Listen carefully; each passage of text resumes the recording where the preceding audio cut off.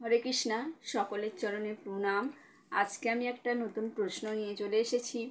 প্রশ্নটা হচ্ছে যে শ্রীমদ্ ভাগবতে বলা হয়েছে যে রেশম বস্ত্র পবিত্র, কিন্তু এই রেশম তৈরির সময় রেশম পোকাকে হত্যা করা হয়। তাহলে বৈষ্ণবদের কাছে এই বস্ত্র পবিত্র হলো কি করে? এটা হচ্ছে প্রশ্ন। উত্তরে কি বলছে আমরা জানবো। আচ্ছা, প্রশ্নটা আর একবার আমি বলি।